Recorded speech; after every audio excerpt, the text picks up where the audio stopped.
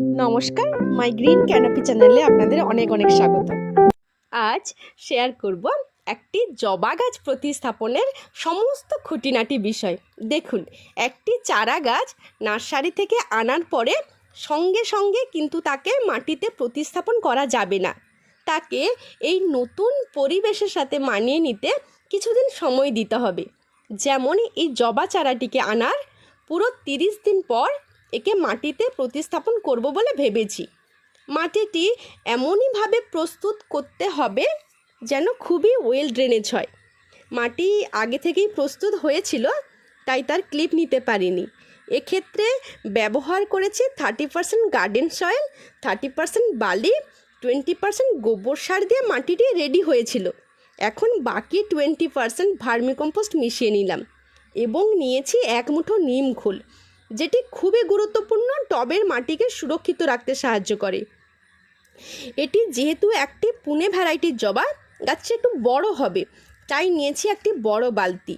আর টবে drainage whole থাকাটা খুবই জরুরি। আমি হোলটা বন্ধ করে কিছু শুকনো পাতা দিয়ে দিলাম। শুকনো পাতা দিলে কি হয়, ড্রেনেজ সিস্টেমটা খুব ভালো হয় এবং মাটির পরিমাণও অনেকটা বেঁচে যায়। এভাবে একটি টবের 70% মাটি দিয়ে ভর্তি করে ফেলুন।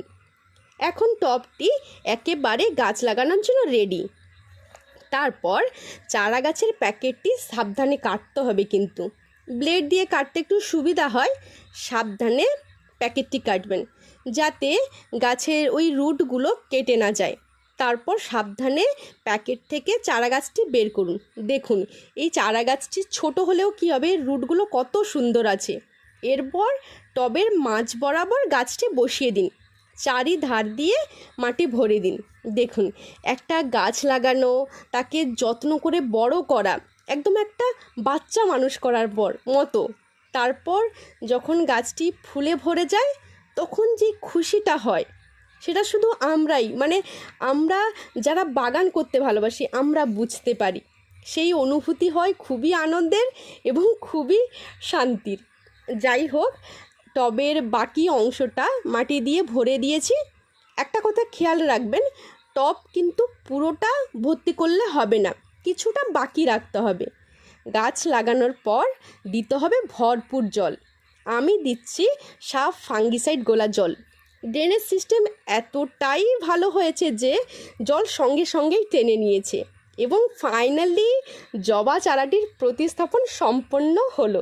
এভাবে আপনারা জবা চারা টবে প্রতিস্থাপন করতে পারেন। আজকে এই পর্যন্তই। যদি আপনার ভিডিওটি ভালো লাগে তাহলে লাইক করুন, শেয়ার করুন বন্ধুদের সাথে, আর কমেন্ট করে জানান আপনাদের কেমন লাগলো। এরকম ভিডিও পেতে আমার চ্যানেলটিকে সাবস্ক্রাইব করে রাখুন। টাটা।